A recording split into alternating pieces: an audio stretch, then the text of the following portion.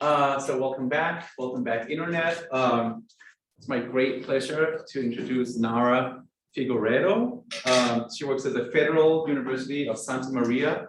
I'm actually not sure where you are zooming in from today. So if it's really early, I apologize. If it's really late, I also apologize. It's right in the middle of the day. Thank you also for being here. We really appreciate it either way.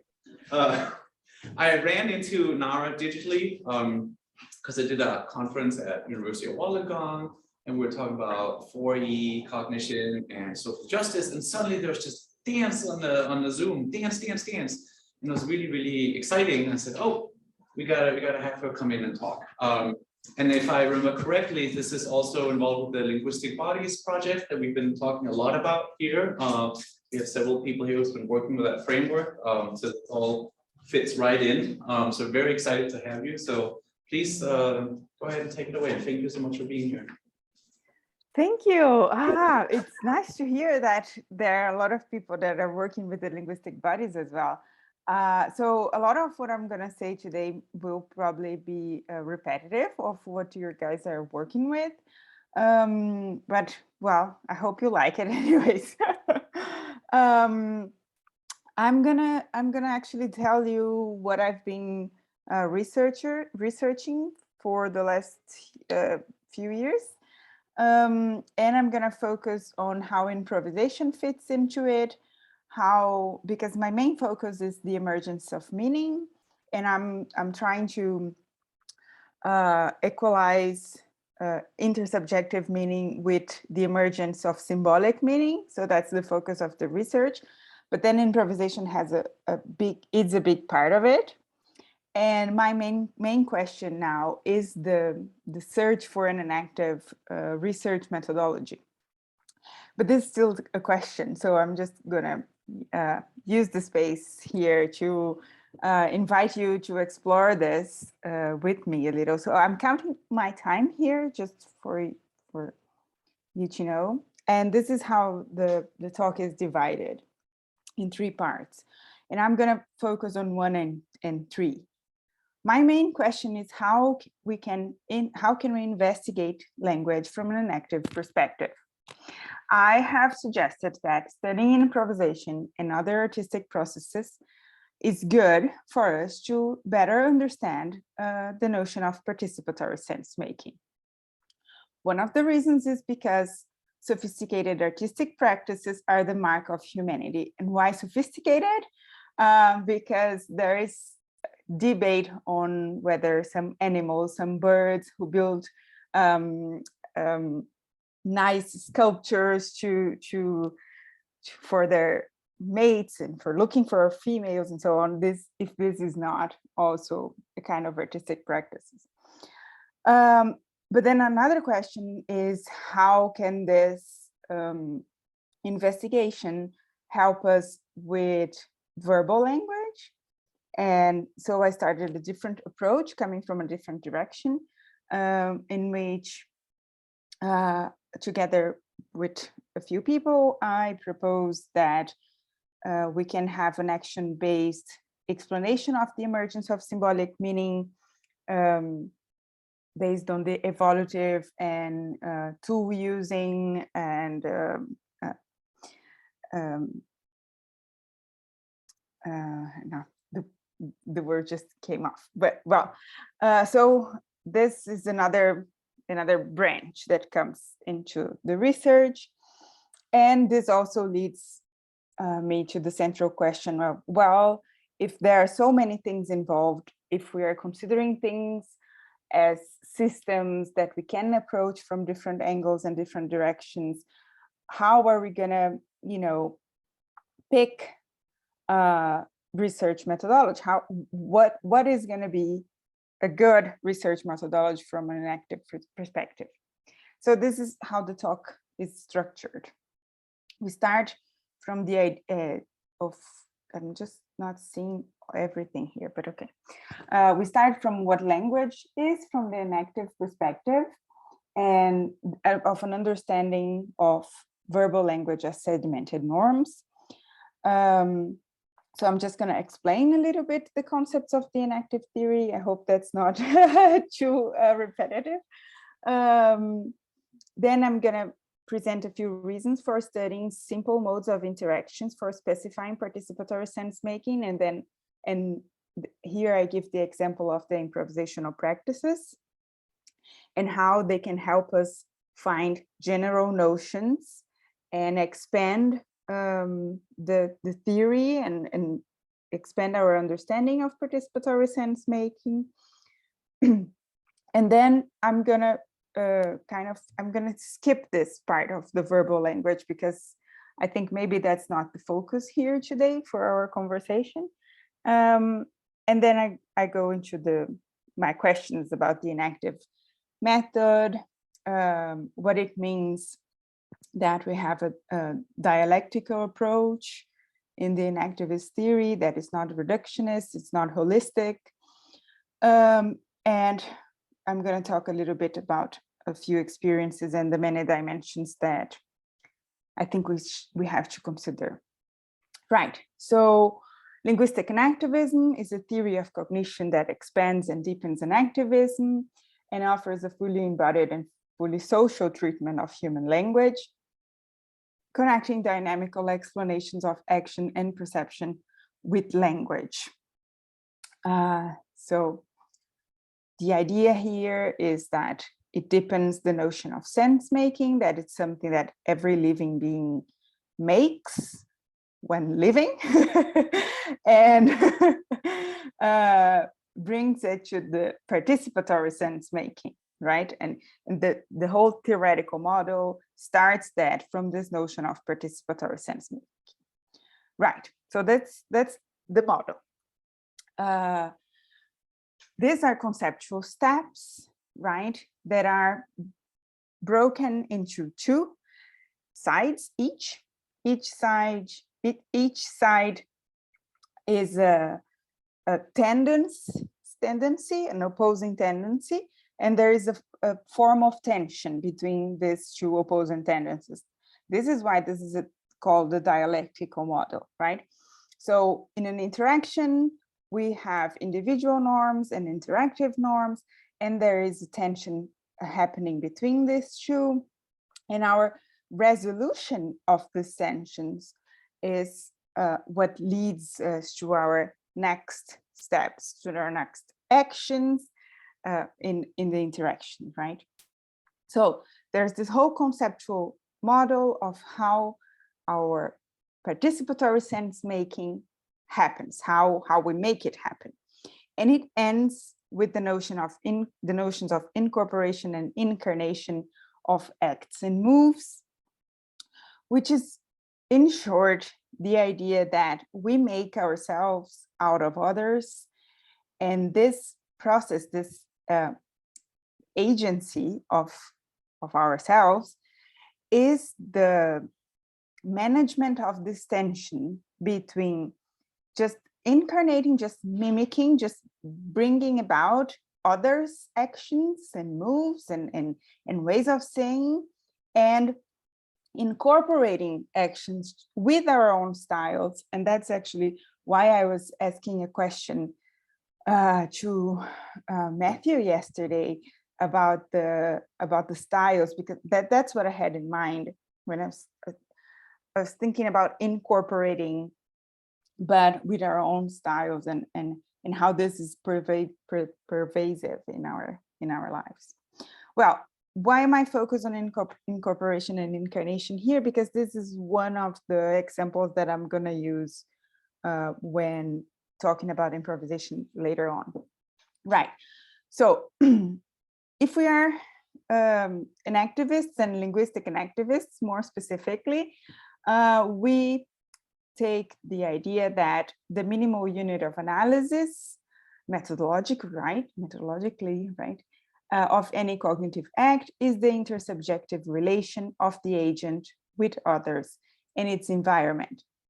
And then self-reflection is also a kind of intersubjectivity as well, right?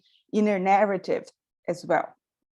So this conception implies that the best way to investigate language is on social interactions.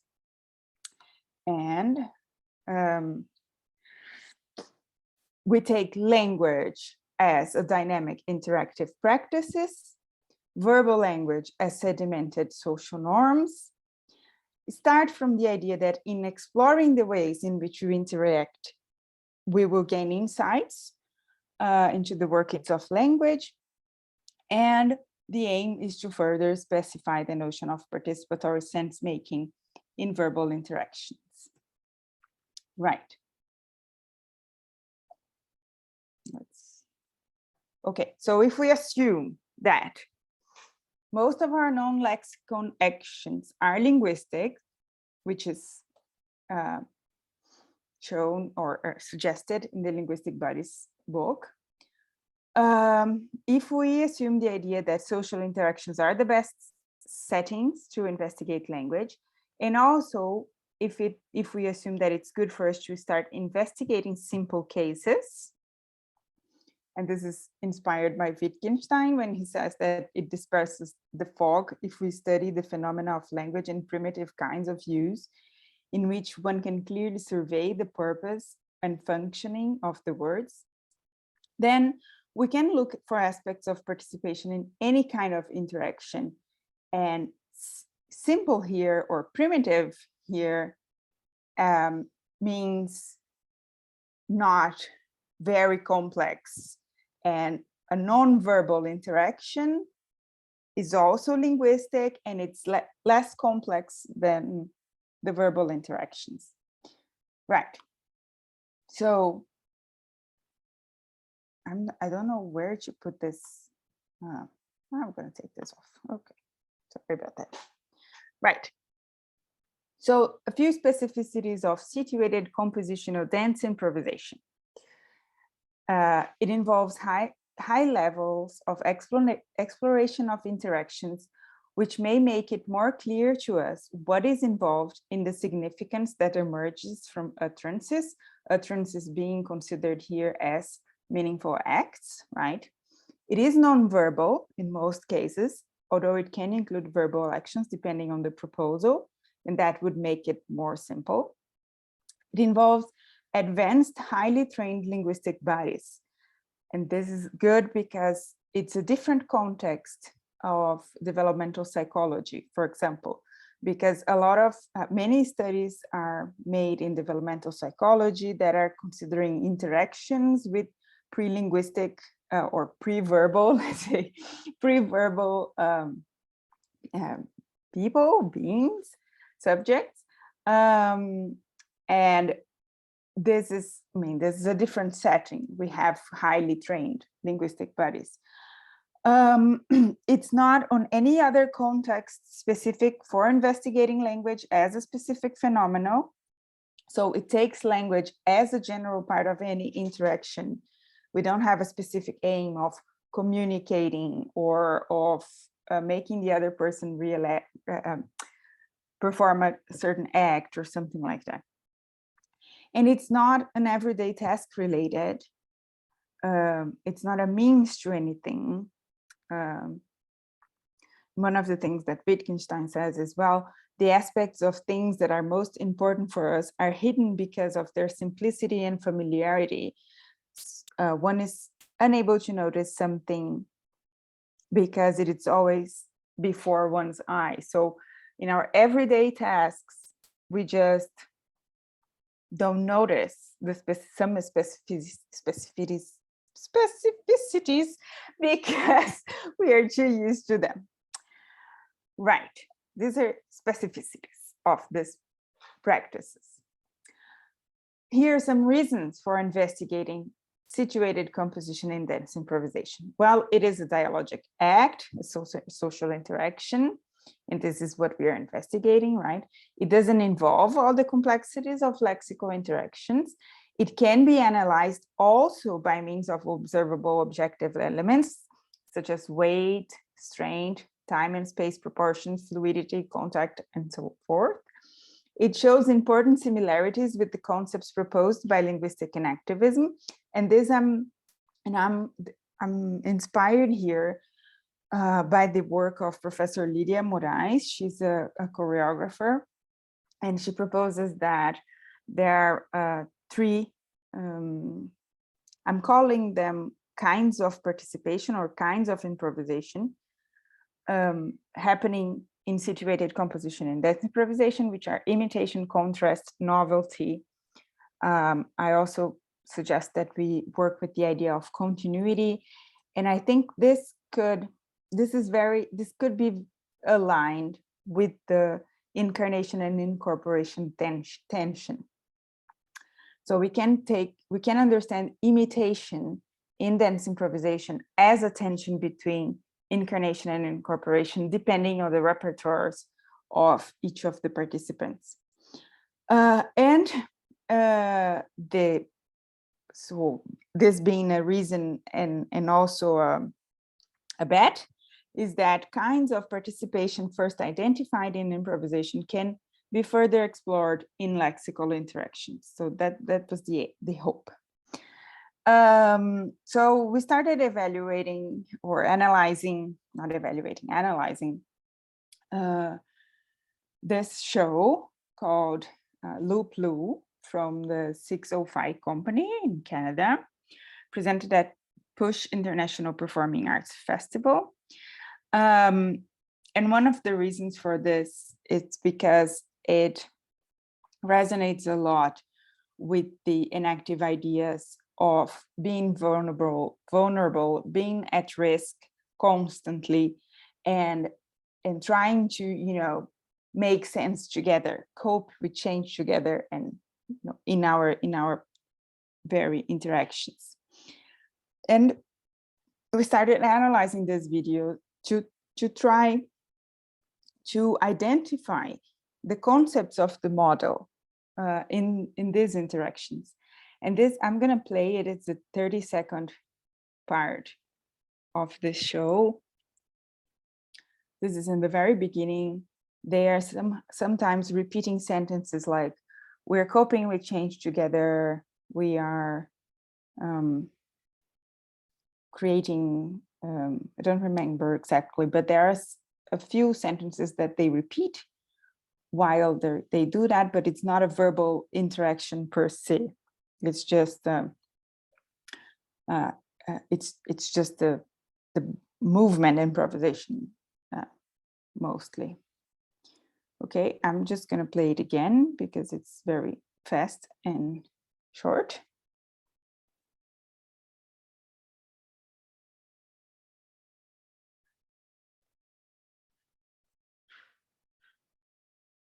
So there are many things going on. Eye gaze,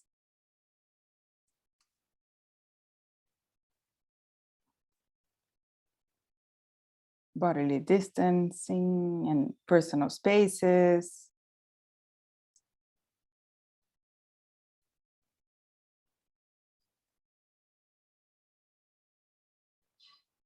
Right.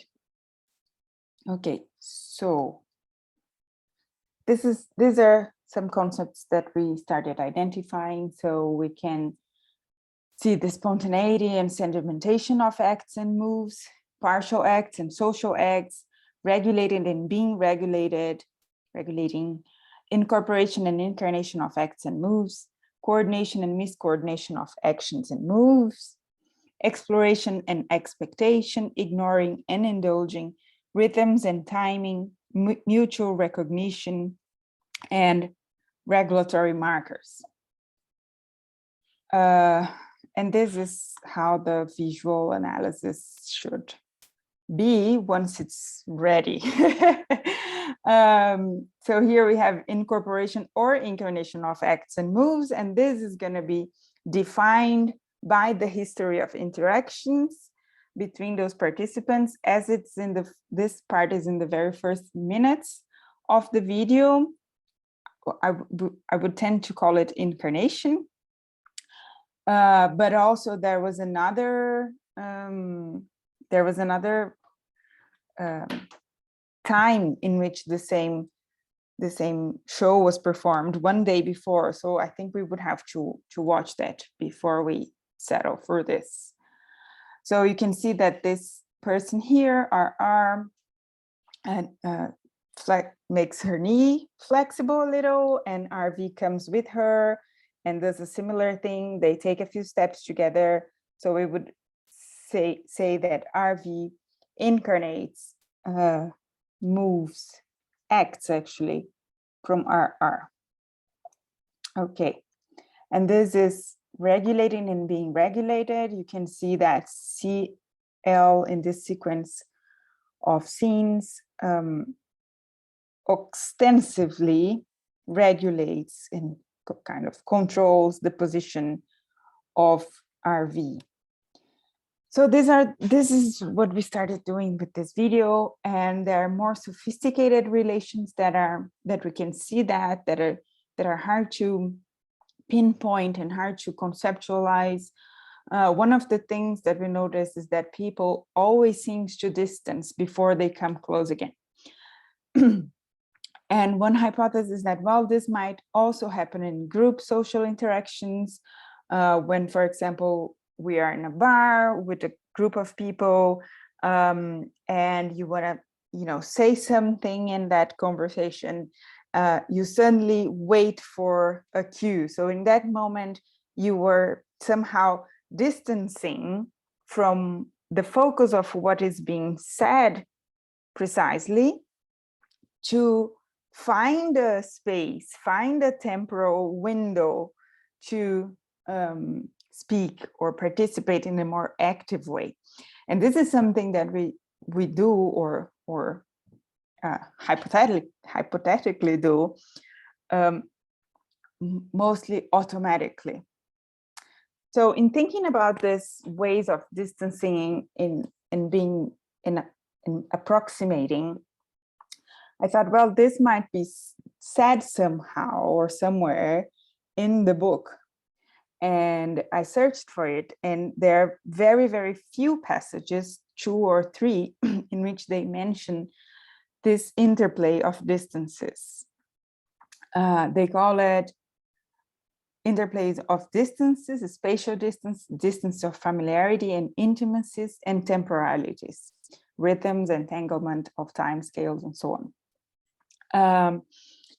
And they acknowledge the dialectics of distance and proximity, and how this introduced differentiations regarding what regulatory moves to use, depending on who we are interacting with and in what circumstances.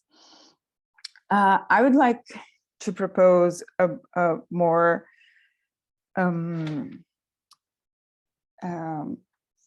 more evident, more important focus on this dynamics of distancing and approximation, and call it a dialogue drift or discourse drift or motion, and think a little more about what it means in our interactions when there are spatial distances, and how this can be very significative.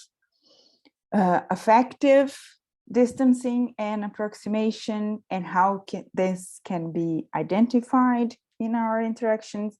Epistemic, cultural, historic distancing and approximations can also be identified in our interactions, and temporal distances and approximations, of course. But what are this? Right? What is this tension between distancing and approximation? Are these ways we frame our relations, or what are we going to do with these concepts? Because they're not conceptual steps of the model, right? So one idea is that these can be categories for discourse analysis, and we have to find discursive markers for distancing and approximation, if we want to say that they are categories for discourse analysis, and we have to find laws of general functioning. This might not be so hard in spoken discourse, because there are many things that indicate distancing and approximation in spoken discourse, like tone, like speed of what the person is, of the speech, melody, and so on. But in written discourse, it might be way harder to find it. But also, if we don't take this concept, distancing and approximation, as tools or categories for discourse analysis, we can also take these concepts as tools for improving our self-understanding, our understanding of others, and our understanding of our interactions as a whole. It can help us to manage and influence the normativity of our interactions if we have clarity about this.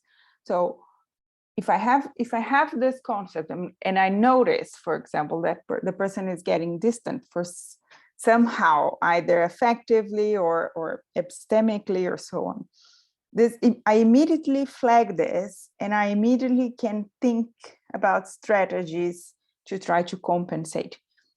It's like having this concept of, mansplaining. Once you know what it means, you can way easier identify, oh, that's what's happening or something like that.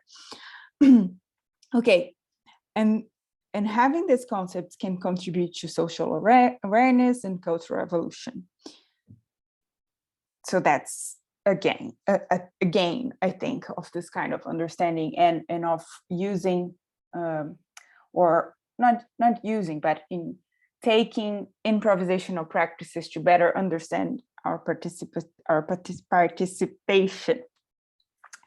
Okay, these are things that I think we could look at if we want to consider spoken discourse. And this is the part of verbal discourse that I'm going to skip it. And this is the part where I propose that we have an explanation that involves the evolution of symbolism. Right.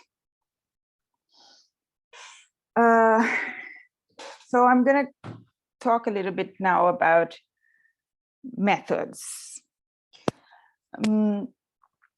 So we start then from the idea that action and meaning are inextricably intertwined, right? Language, as I said before, is a dynamic interactive practices, verbal language or sentimental social norms.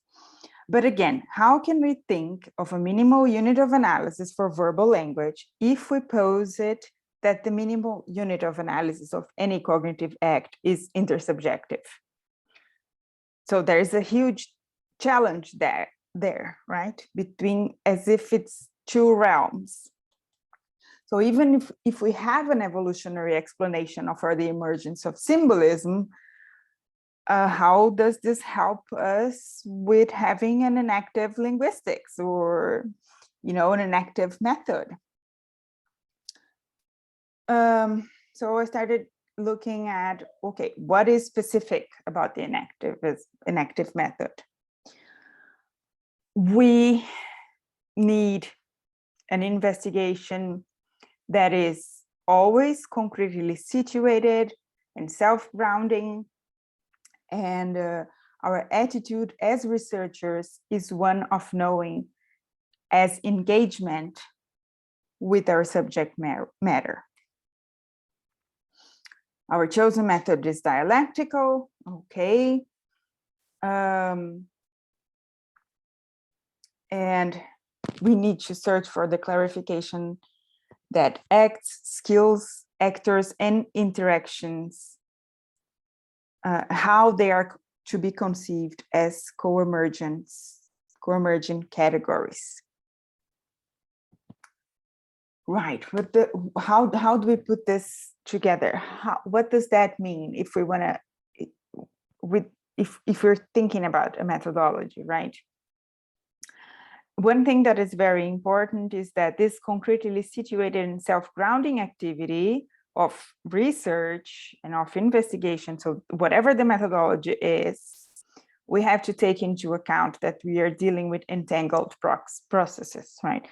By entanglement, we mean the presence of deep correlations between processes at multiple time scales in each body, making the coupled systems impossible to analyze in isolation. So we have to consider as many dimensions as we can, or we have to have good criteria to pick a few.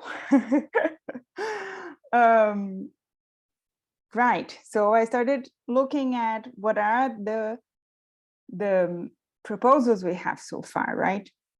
So Varela proposed the portable laboratory, that we consider ourselves as the location, the topographical place for the investigation, right? And I'm just going to read this passage here. Human beings in their embedded, situated life de facto constitute a topographical place, the body, the self, where procedures and gestures can be carried to explore directly human experience itself, the very quest. And he says that this self-laboratory is the place for human discovery and transformation. And it can be a laboratory space that becomes a moving perspective. Based on Varela's view as well, and also on phenomenology as a whole, we have the microphenomenology methods that I think are very interesting. I myself didn't study with Claire Petit-Manger, but I've read a few things, and I really think it can be used. It should be actually used in any active investigation, in any cognitive process. There is also Hannah's method. She calls it Prisma. In this method, she is considering one activity. For example, here in this example, these are two people drawing together. And with this methodology, they have self-reports, other reports, and the observer reports, and the other way around as well. Or the self-report of the other and and of the person and of the observer. So this is a very interesting way to try to account for all the participants in an interaction, right? This is something that I've been working on with a great team.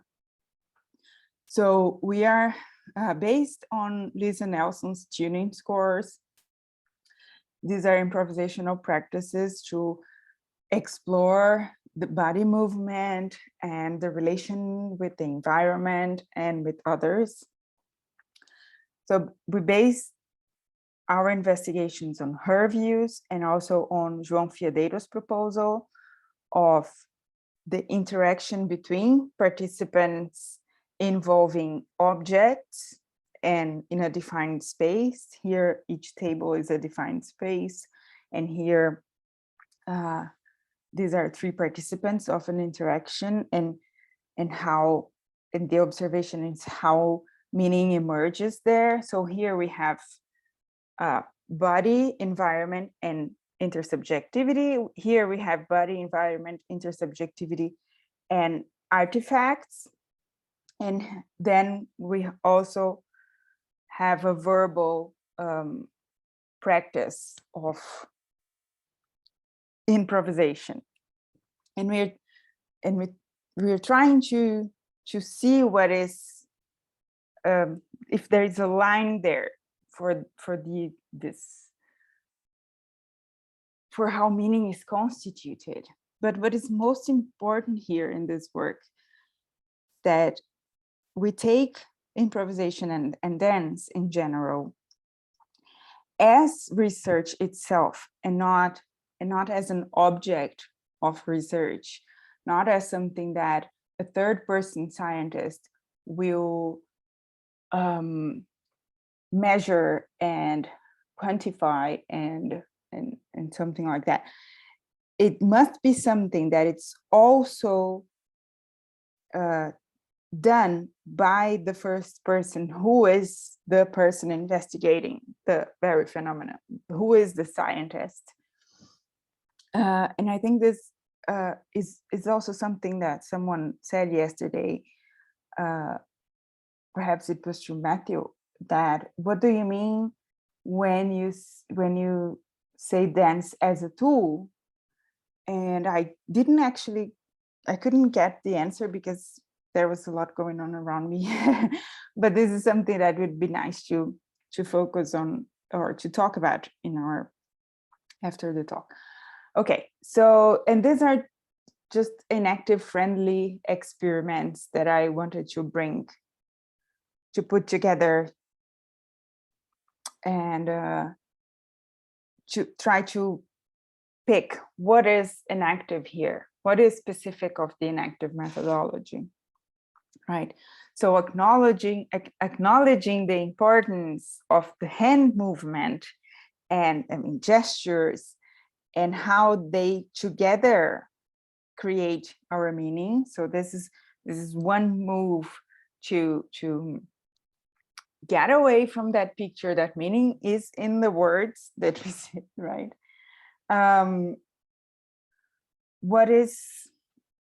Another thing that approximates this kind of experiments with the enactive literature is the idea that we kind of question the limits between semantics and pragmatics, right? So the idea is to approximate formal and social pragmatics aspects of language. Here, the focus on the autonomy of language and the arbitrary nature of the linguistic sign, with a strong focus on morphosyntactic form per se, but also on the interactional and interpersonal component of language. This is about this research here from Mosey. Right, this is just an illustration of modeling temporal dimensions that I think it's somehow clarifying. This is considering different layers of time. And when I've watched Shay Welsh's talk a while ago, in which she talks about transcendence of space and time, and I think that's very aligned with linguistic enactivism. And when I was listening to her, I was imagining this kind of one moment or element in this layer of time connects with another layer of time that maybe is not mediated by an intermediate one, something like that. So this is just an illustration. Okay, so at this point we have several relevant dimensions that we need to consider in an enactive methodology. Phenomenology, intersubjectivity, sensory motor behavioral, gestures, movements, neuronal systems, physiological systems, right? There's the whole temporality of breath, of skin conductance, and so on. Historical influences, developmental and evolutive in different time scales, like the Haka is the best examples. Future possibilities, virtual implications of acts and moves are also relevant for the emergence of meaning. Social norms, the whole ethical dimension of our interactions, and verbal language also has to be considered. And at this point, I'm asking myself, which and how many processes are influencing one process that we want to understand? If there are so many, which ones are relevant for each kind of research? And how are we to think about this dialectical tensions if they are so intertwined, if they influence each other in a organic way? Shouldn't we be considering them as multiple tensions? And here, just if someone is not familiar with the enactivist take here, is that the idea is that our body has a organic dimension, a sensory-motor dimension, an intersubjective dimension, and all together with our past experiences and events and future possibilities and pressing matters and affordances and solicitations around us and social norms, all of these things are different dimensions, kind of pressing or leading us in different directions, and we are in each move managing this. This is our agency. This is our linguistic agency, to manage all these tensions of being an organic sensor-motor intersubjective body. Yeah, that's it for today. Thank you very much for your patience. And,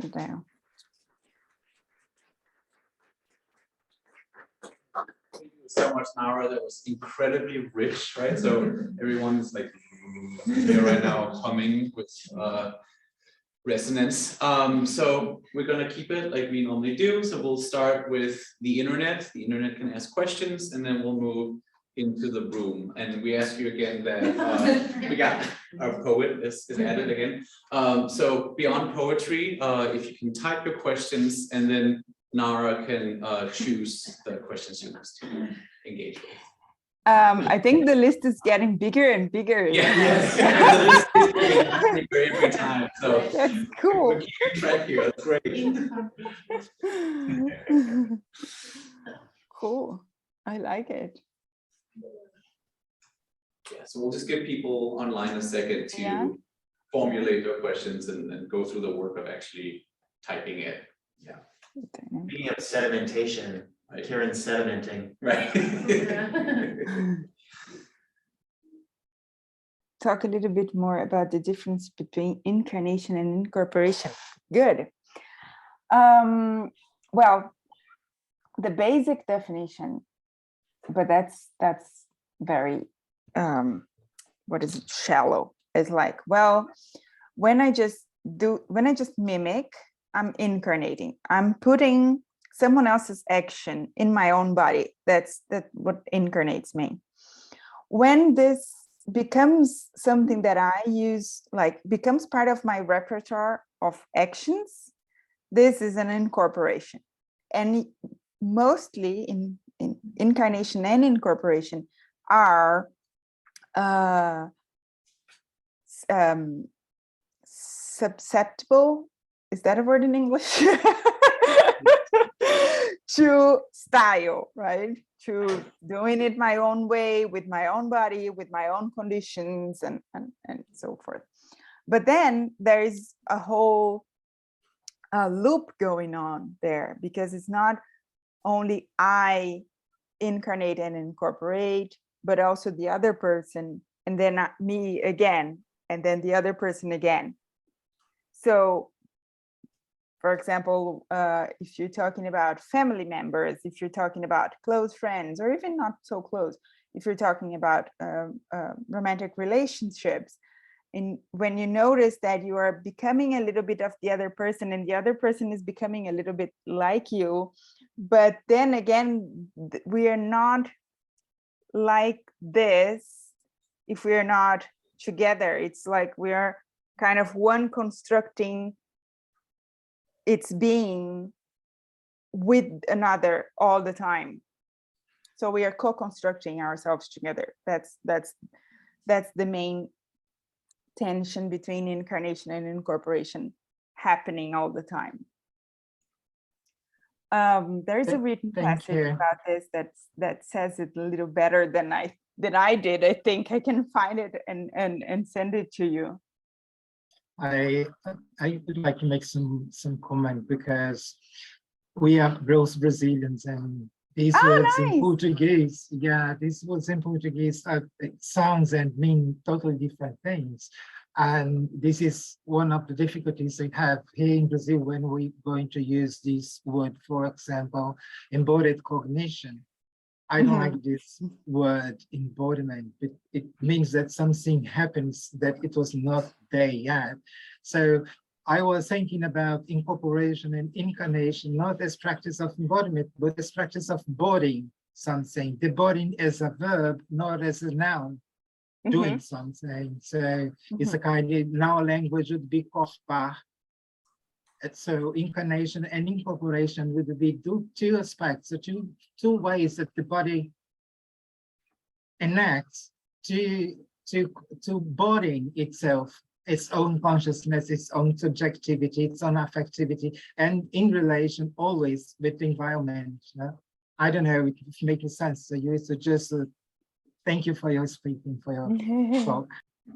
Thank you. Yeah, it does make sense. It's really so hard to translate things to Portuguese because the words that we use as translations are usually used in contexts like, you know, religious. What is it?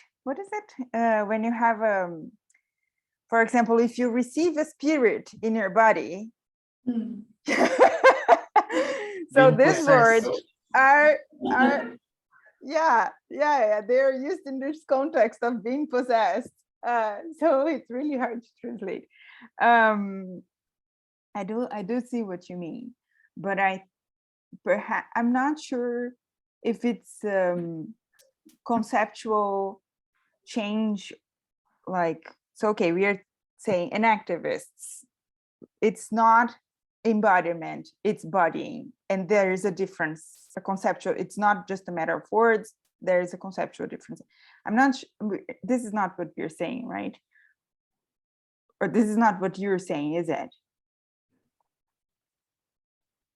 I mean, I have no power of decision or influence in any way in the English language, but when I try to think of, even when you write some a paper or you are just thinking around, and because I don't know if you read something from Elena Katz, she coined his word corpa and body from another dancer, and she got this term body from Steve Kellerman from Emotional Anatomy. I think it's one of his famous books, and he was talking in this way, most like we people who start and are interested in an active approach, think about the body and knowledge and cognition and how the body knows anything about itself and about his being in the world. And I think when my research now in the PhD is also about improvisation, and I think I was trying to get this inactive, and always when I read about enactment and all this theory, all the poetic, sensory motor, radical embodiment, radical inactive approach, all these things, always when I read, it seems to me that I'm reading about improvisation. This was the way why I decided to use this theoretic background for what I'm doing now. So, and you come from another way, you are a philosopher, and I know that you participate in this group of improvisers, women improvisers with Ivani Santana. Yeah, I've seen some of your speeches already. Nice. This is it's a kind, I come from the dance world and the dancing way of thinking to this approach to philosophy, and you come from philosophy. It's a thing, it's there is something there in action and dance, and how dancers know through what they are doing and how we do. So anyway, it's impressive when we talk for philosophers, and especially for me as an activist. When I talk to a dancer, I see an activist. I mean, dancers are telling the story that an activists want to tell and systematize, I think, because they live it. and they talk about it. I don't know. But if you compare the traditional talk in philosophy of language, for example, these are two different worlds. So let's see if we can, there are no more questions online. Do we have questions from the room? If we don't have, I have a question, but I want to make sure that we get questions from the room. Okay, it looks like Barbara has a question online. All right.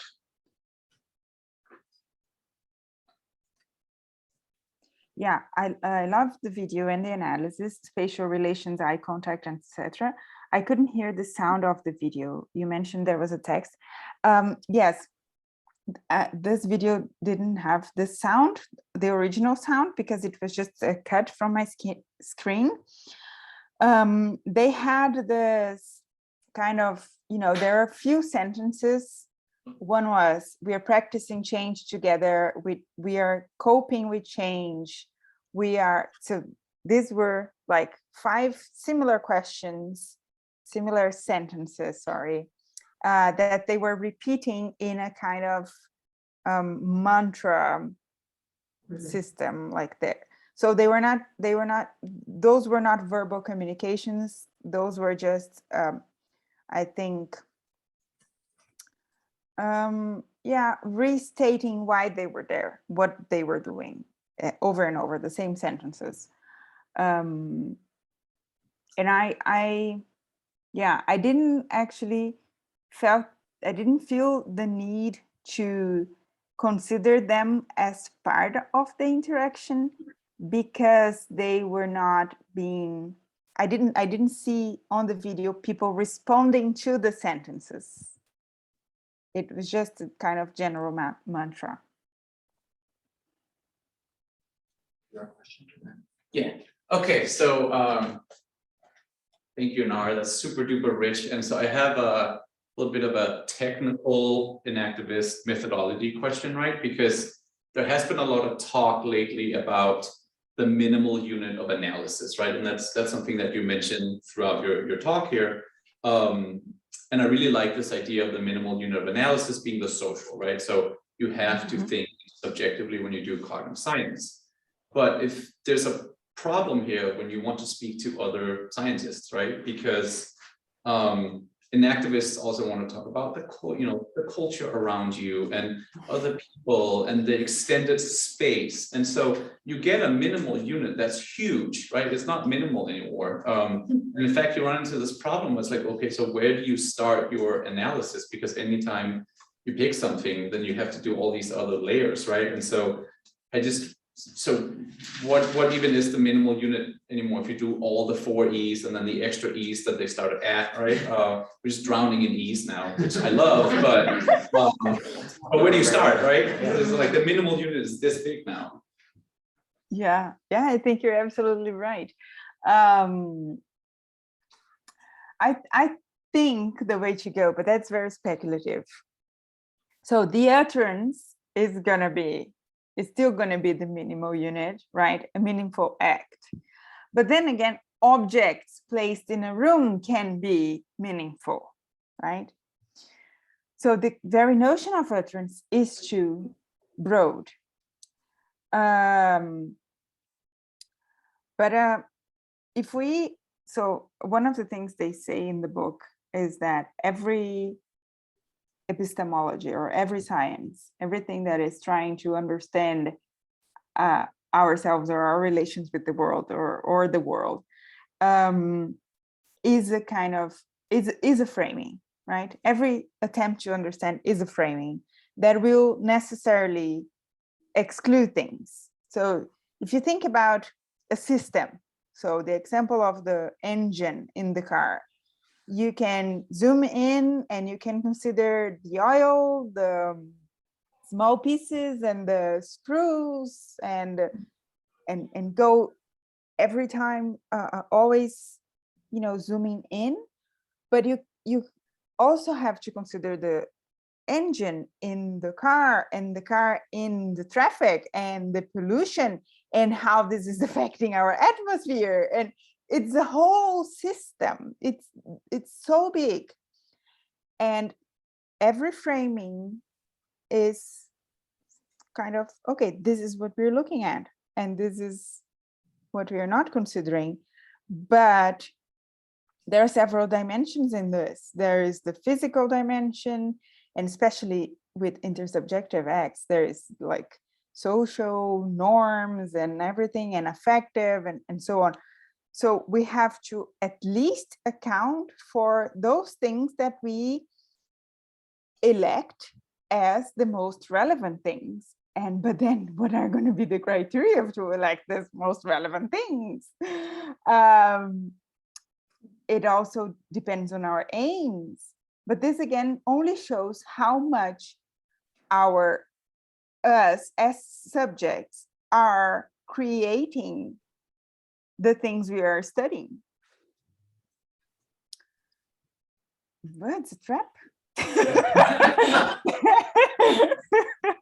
This is where I am at the moment.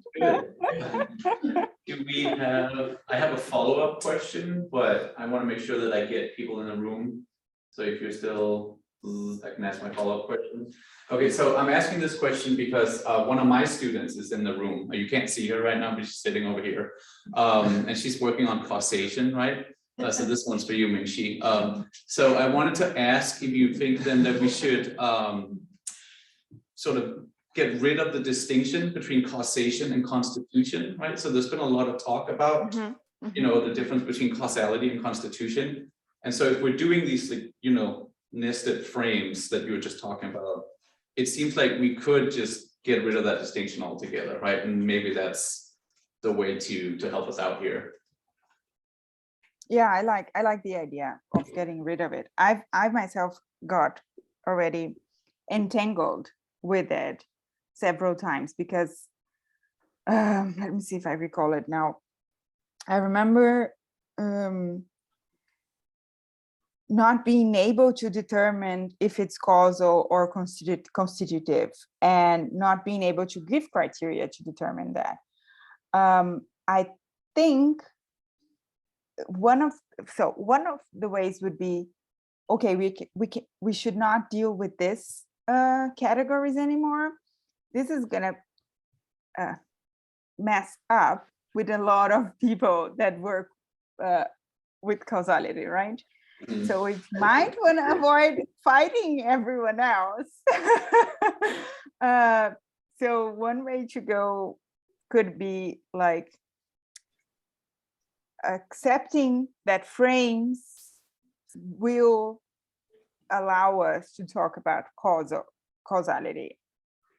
But then again, if you change the frame, you have constitution, causality becoming constitution. This could perhaps be modeled, I think, but I don't know. I think, yeah, maybe we should talk to physicists and computer scientists and see if they think this makes sense.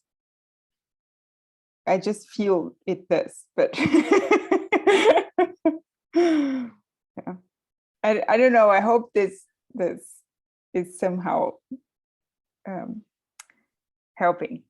No, that's great. Thank you.